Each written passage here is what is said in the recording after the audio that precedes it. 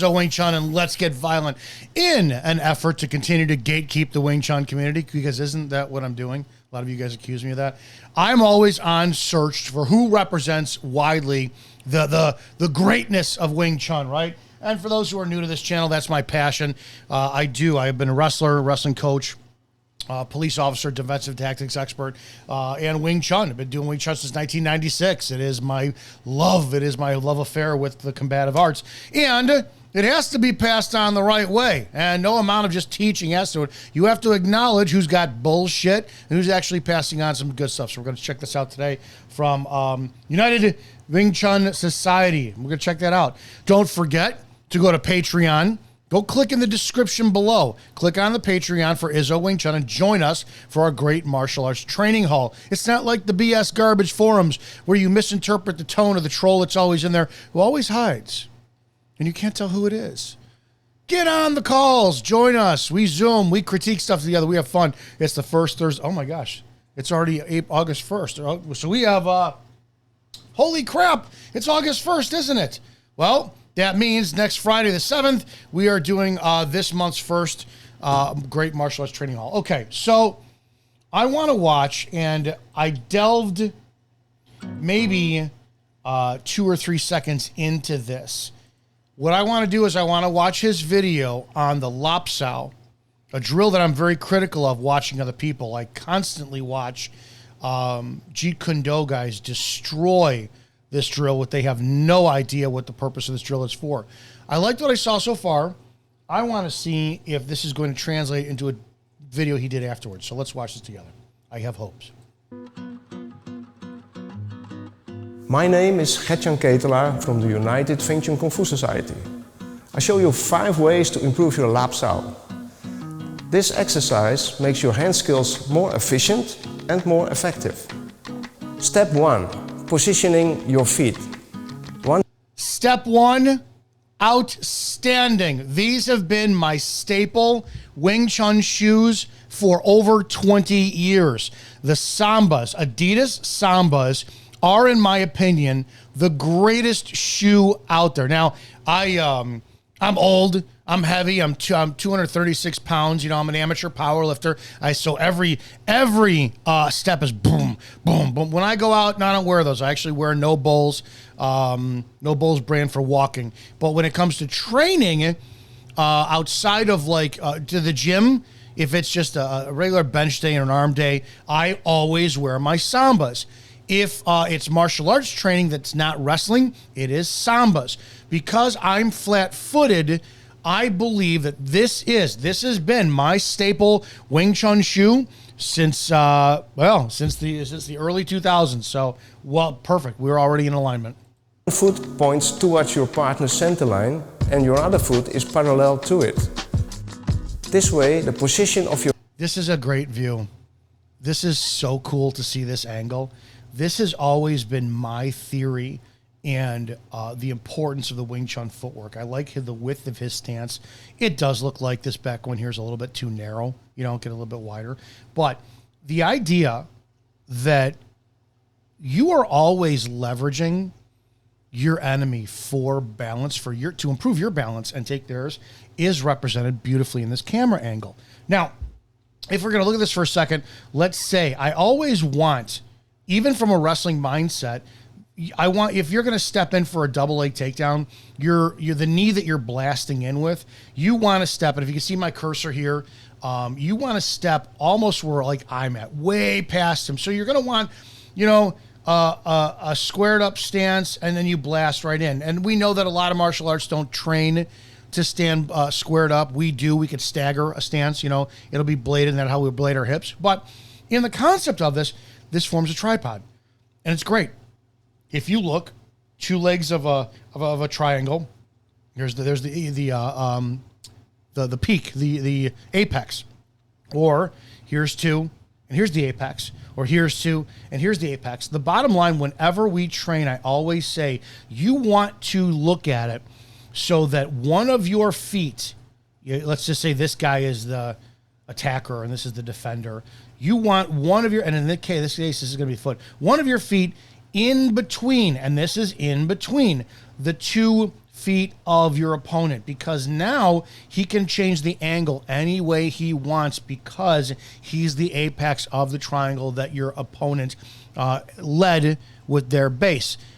The issue is it's a dance. Your footwork is never going to stay like this. It's constantly going to be in a state of movement. So it's like your rooting stance only is, it could be for a fraction of a second, because once you step, you know, in order to step, you're transferring. It takes a minimum of 1%, you know, body weight transfer to move. So if he's in 50-50 right now, these two back legs here, all it takes is for a transfer of weight to put, all right, 51% of his weight on this, 49% of his weight on this, then he can go to his right. So my ultimate point is, you want to, if you're going to be doing the upper half and lower half and paying attention to the lower half, you want to keep, you're going to constantly jockey for the position of having one of your feet in between one of theirs for superior balance and domination. So far, I mean, I know it's a camera angle, but this is a great representation.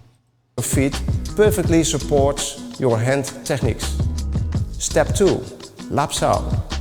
Move your Wu Sao forward to make contact with your partner's arm. Don't grab with your thumb, as this slows you down and you risk injury. Let's back up. Would you watch his Lap Sao?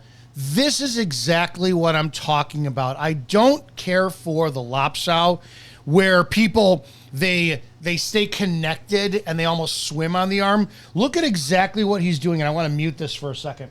All right, there's detachment, and then there's immediate contact. So let's just say that the darker haired gentleman, watch this. Darker haired gentleman starting the movement with the go. It's almost like a gum sao. I've stopped. See, here's the deal, and I've discovered this over the years. I don't ever really want to pull someone into me, because that really does not exist in fighting context. Because also what you're doing when you're lap sao somebody, you're pulling them right into you. You're giving them the energy they want for a takedown. So we have trained it so that the lap da drill, which is this, is almost more of a gum sao energy, meaning that when you go up here, yeah, you see how you see how the hand, this Sifu's hand goes back in a true fashion for Lap Sao. Watch this.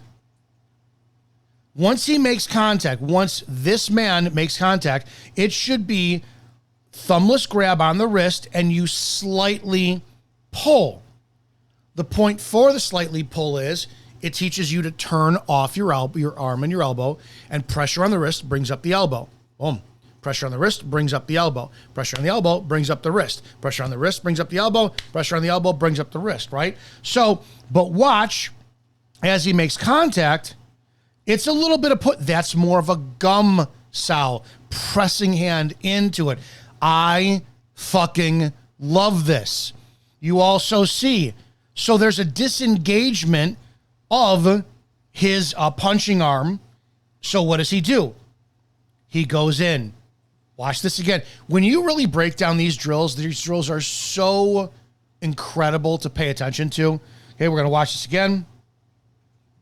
Let's look at the punching hand. Okay, so his bong sao is going to transition into a punch. Snake coils and then springs forward. Coils and then springs forward. Watch the snake, which is, we're going to look at this arm. This is going to be snake energy. Watch it. Coils, and then look at it. He's loading while he doesn't turn back. He's not pulling back. He's staying squared up and then firing that punch forward. Fucking awesome. Awesome. Okay, I'm so impressed so far. To make contact with your partner's arm. Don't grab with your thumb, as this slows you. Yes, thumbless grab. The reason why, if you've ever been in my class, when you grab with a thumb, you're committing.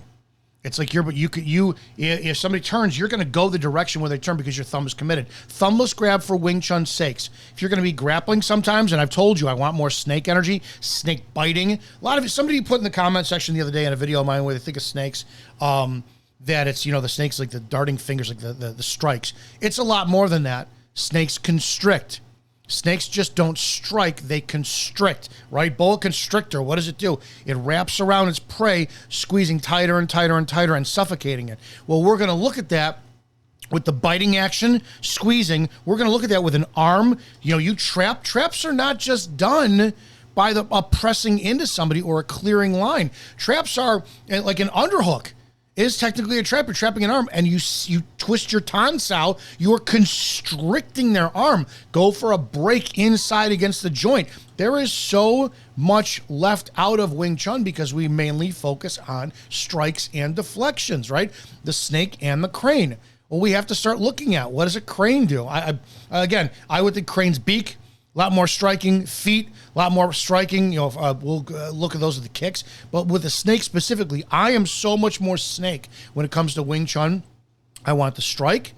I want the bite. The venomous bite, grabbing, twisting, ripping flesh and fascia and body fat and muscle and sinew, grabbing areas, right? Just grab and twist and pull that fucking right off. And the constriction.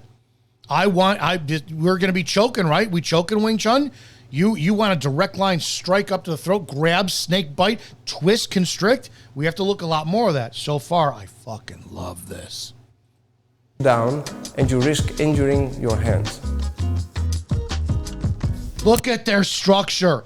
This is beautiful. Watch. And your bong lop should speed up in time to this, but watch how they're so relaxed when contact is made. Things I'm looking for is how is their body structure when this high speed starts to come, right? Watch both of them they're kind of like they're shock absorbers. I'm going to speed it up here. Boom, boom. Look at this structure. Look, I love his structure too, because remember I said Bruce Lee in the beach ball? He's got his lats engaged, expressing his energy and elbow forward, which gives him more reach. You go from here, you're gaining 4 or 5 inches without even compromising your structure. But watch the strikes. Their bodies are like recoil. They take that pressure and then just boom, boom. And it's almost like a tuning fork with that energy. Oh, this is great. Boom, boom, boom, boom, boom. Oh, I love it, love it, love it, love it. Step 3. Drop the elbow. At the same time you grab your partner's arm, drop the other elbow to correctly throw a punch. Yes. If performed correctly. Look at this. He's over-exaggerating it for training purposes. Now, here's the problem, right? And this is the only thing... This is the only thing that I'll criticize because it's almost unable to help, or it's what you choose to go in life, right? I choose to lift weights. I will never not lift weights. It's been a part of my life since I was 15 years old, and I love being strong. Even at 50, I'm losing strength in some areas because of joint pain and all this, and it has always been worth the journey and the reward. That being said, I can't get my elbow as close to center line possible anymore. I'm not as thin, svelte. He's in great shape, but he's extremely lean. So we've said over the years when we listen to like the Lung Tings out there, I do not recommend you lift weights at all. Well, that's because you're going to lose students who become stronger than you, and they do know how to use muscle and strength and power when it does come to the physical anatomy in Wing Chun, right? That's always been the biggest bag of fucking rice they're trying to sell you when it comes to Wing Chun is you can overcome muscle. Yeah, you can if somebody doesn't know how to use it. The more muscle you have, the more oxygen is going to burn in a fight. You're going to more lactic acid build up. You'll be like, oh, damn, this is ridiculous. No, you need to learn how to turn it off. You need to learn how to use it when it's necessary and go from there. So what we've said and what we've lied in Wing Chun over the last decades and probably century is you should not be big because it's going to prevent you from at the same time you're getting your elbow partner's arm, drop the other that close to your body when it comes to actually training. And if you can't get your elbow in this close, then you're not doing real Wing Chun. Dude, let's just say for the sake, I don't know who this Sifu is, never met him. We are both gray-haired, gray-bearded studs. But let's just say we are both 5'7", and I'm going to assume he's taller than me. Let's just say we've both been training with the same Wing Chun school, same teacher, same everything for the same amount of time for God knows how long. I am going to beat him every time because skilled mass always beats skilled mass. If everything is equal, and all of a sudden he's 165 pounds, but I'm 236 pounds, and I've got the strength, and I squat, and I bench, and I deadlift, and I grab him, and I use that, I'm going to win. It's a mass on mass issue. Simple. So we have to stop acting as if only skinny guys can do Wing Chun. That's a complete lie. I'm not trying to insult his weight at all, and because he's the only guy that I respect from the William Chung lineage, but Sifu Shannon Moore. Sifu Shannon Moore is a large man. He's tall and he's large. He's not, he's not skinny like the traditional guys like this. He's not like Redmond or anybody else over there. Look at again. I don't care for Rashawn's never done anything to me, but Sifu Herkel, he's a built guy. So when it comes to this, it's a lie that we have to be Bruce Lee, 5'6", 135 pounds in order to properly do Wing Chun. His arm, drop the other elbow to correctly throw a punch. This is great because this has always been my theory, is if you can start by understanding that the power of the punch comes as close as you can get on center line, then you start working every single angle outside of that. Meaning, all right, when I started Wing Chun, I was 165 pounds, right? So I was able to get my elbow all the way in on center line. But over the years, it's been, let's look at every angle all the way from, let's just say 0 to, what is this, 90, right? So that means I have to have, when my elbow is so violating the Wing Chun principle of being on center line, can I create, do I understand how to create the exact same power from this position as I would from this position? It's study. You have to study every angle in between your center line, because there's no guarantee, because fighting is chaotic, that your elbow is always going to be in that position. Performed correctly, the force of your forearm will travel straight towards your opponent. Beautiful. Step 4. It's shortest distance between 2 points is a straight line. Again, that was awesome. Stop if you're blocked. Your partner will try to block your punch with a bong sao. As soon as you notice this, abort the attack. Don't retain any pressure or tension. Turn the energy off. Step 5. Aim for the body. Try to complete your punch before your partner can react. Have you been watching my content so far? He has zero disagreement from me, or I have zero disagreement with him. This so far is fantastic. Aim for the body, not for the arms. This is confusing if you have been blocked several times. Yeah, we aim for, that's why we aim for the sternum.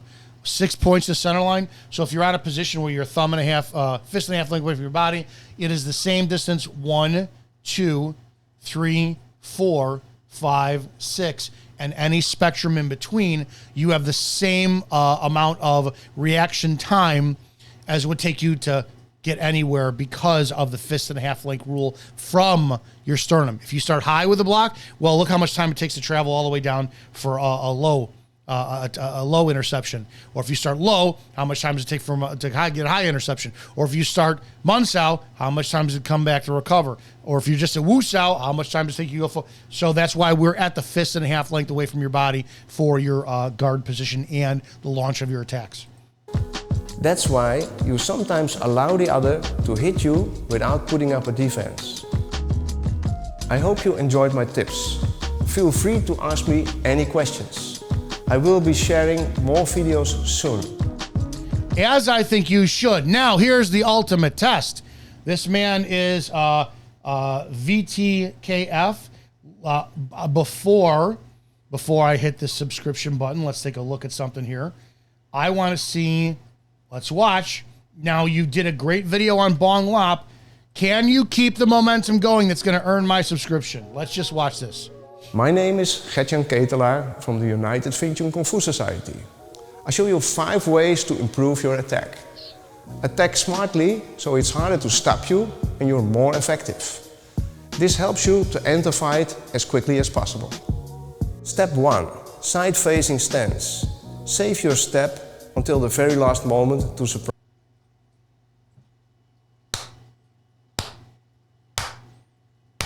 This has to be Wang Sheng Lung lineage. Surprise your opponent. From the side-facing stance, shoot. Does he look bladed? This is where JKD guys do not get it.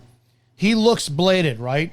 And we would think if you look down, he's going to have a right leg lead forward. But if we look in the beginning, Until the very last. this stance is a squared up stance. He is still 50-50 position, sunken, rooted, shoulders forward. You still have your mun sao, wu sao out. It's almost like a fuck off stance. He can transition anywhere he wants to go because hips are pointed in one. If I can't enlarge this, but if you look, his hips are going in one direction, but his shoulders, all he has to do is turn his waist and his shoulders will be squared up and he could change any direction that he wants. He could maintain this stance and change guard, meaning that his left, instead of his right guard being forward, he could change his left guard being forward, and there is absolutely no reason to change the foot position, or will it limit his ability to move or react upper body versus lower body? Because you want the separation of lower triangle, which is, here's the lower triangle, the feet form the base of the triangle, then you go up there towards the hips, that's the apex, then you have the upper triangle, the shoulders form the base of the triangle, then you go down towards the waist and the hips, that's the apex of the triangle, and they meet. It looks like an hourglass. That being said, so I'm going to be in the exact same thing, right? My left, I'm pointed 45 degrees that way, and I got my right guard forward. Boom. My feet haven't changed. Here, there's no change whatsoever. Boom, boom, and you still have the same amount of mobility any way you go. Our feet are just slightly more closer to 90. This is more towards 45. It is what it is. Ooh, don't screw this up. You have got my full support so far. Last moment to surprise your opponent. From the side-facing stance, shoot forward by taking a step. Step 2, push off with the rear leg. Suddenly. Now, which one becomes the rear leg? If you do this. Taking a step. Step 2, push off with the rear leg. If you're in 50-50, right? And this is perfect because I caught a freeze frame. He was in 50-50. All it takes is a single pound of pressure per square inch, whatever you want to call it, right? 50-50 is your weight distribution. And we know it's not going to be that way, but mentally, that's how we're visualizing it. It takes one transfer of energy. So he went to this leg, now has 51% of his body weight. This one has 49. So this automatically becomes the rear leg. If he goes back to this. Forward by taking a step. Step 2, push off with the rear leg.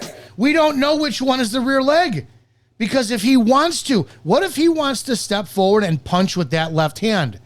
All he has to do, because right guard is forward, all he has to do is step, he could compass step in with this leg and stay pivoted on the right leg. This is why a squared 50-50 stance is fucking superior to a stupid bladed stance. This is so good.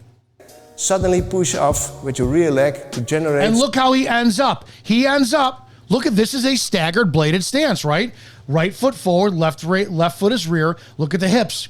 Hips are squared.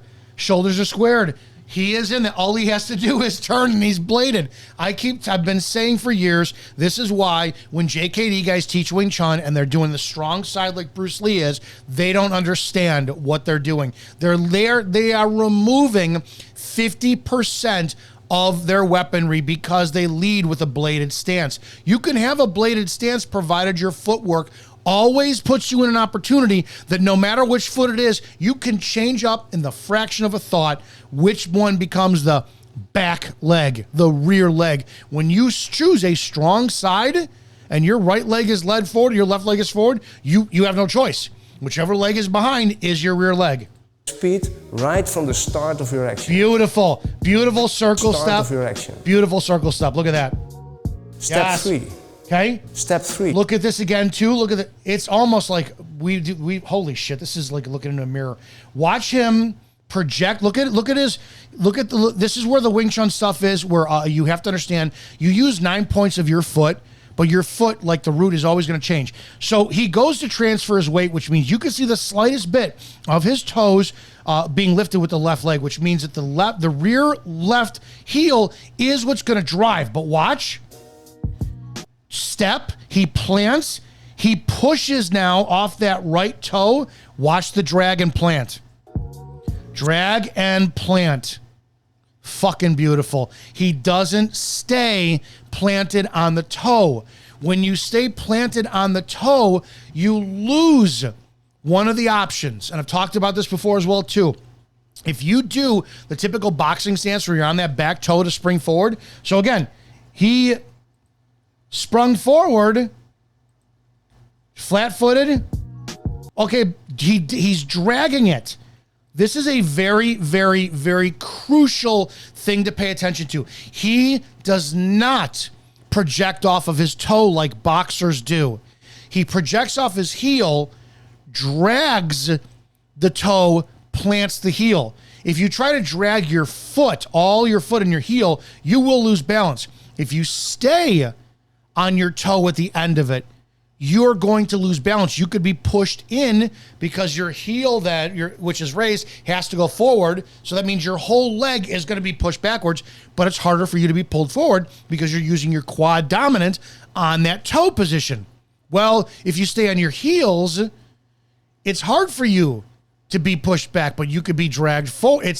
There is so much to be said about studying your foot, not your footwork, your biomechanics of your feet when they're in a static stance position, how to take in weight, and then when they're transferring the weight and then planting. This is our footwork. This is exactly any one of my students knows. This is what we do. Boom. Step 3, cats square on. In the final moment of the step, turn your hips square on and push your elbow inwards to throw the punch. Now you can attack your opponent's center line with both arms. Oh, look at that. No, don't you dare look at that. Now you can attack your opponent's center line. Okay, what did I say at the beginning of the video? We want to step so that one foot is in between the other feet. If we're going to do legitimate Wing Chun, you want as much point of contact on your person. I want 3 points of contact minimal. Number 1, I want the knee. I want that knee on a leg to bend it in. Number 2, I want a palm on somebody's face, a hand around somebody's throat, a punch that went. And then number 4, I want a rear guard ready to go, or I want an elbow that's making position as well too. 3 points of contact so that my balance is superior and I start to fold their structure. This is the exact this is like me in an alternate universe, but in much better cardiovascular and lean shape. This man, I'm going to accuse him of watching my videos, stealing my content, and passing it on because it is fucking brilliant. With both arms. Step 4, make contact with a bent arm. Now we make contact with a bent arm. I want to see where he goes for this. Let me see this. Because if you're too far extended, you have to rely on anything you can to extend for more power. And you can get ripped out of your stance. If you're too close, you can get pinned in. But if you're right at that fist and a half length away, you now can deliver more power. You have proper structure and where the energy comes into you, channeling into your spine, into the footwork that he just demonstrated. I want to see what he has to say. Keep your arm bent until you are in range. On contact, stretch your arm to penetrate through the target. This makes it harder to avoid your punch. I keep telling you guys, the Bruce Lee Cobra pose, this is it in action. Look at the rounded of his back and shoulders. Look at the hips. Right now, this is in a bench press context. Why you want to load your traps, your scapula, and when you set up under the bar, you pull that tight because the press isn't just here. The press is, boom, you're trying to press it up with your back. With the elbow energy accompanied with triceps, he is now putting his lat muscles supported by his spine, the loading springing energy, that loaded spring from the footwork, then the energy comes up through the earth into there, that power from the lat muscle that will help this is a bench press. A punch is going forward. You're pushing it in there. You make contact. Elbow makes contact, and you're driving through him. This is superior Wing Chun. Step 5. Continue to attack.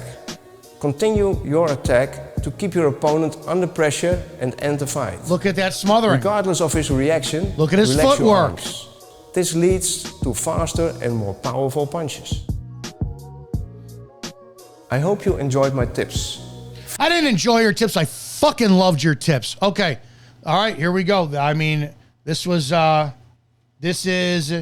VTKF, earned a subscription for me. Absolutely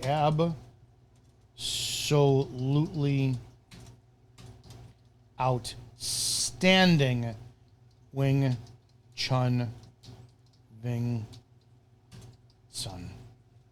This was, I gotta auto-correct the absolutely. I am so impressed by this because it's just, this is the stuff that, that my stuff, or whatever. This is great. Subscribe to this channel. Structure-wise, in the 2 videos I saw, there is not one disagreement that I have with this man. There is not one thing I would correct him on. I would just pose, if you are somebody who's thicker like me, you need to start feeling, okay, I can't mimic what he's doing, so how do I comprehend it and translate it for my needs? This was fucking brilliant. I love this. Absolutely outstanding. Guys, don't forget to go to Patreon, become a member of our Izzo Wing Chun, and join us for the Great Martial Arts Training Hall. If it's going as well as I'm hoping it's going to be, we're going to be doing this weekly and not just monthly. So there's that. So make sure you join for that. Guys, have a great damn day. Stay violent, and I'll see you on the next video.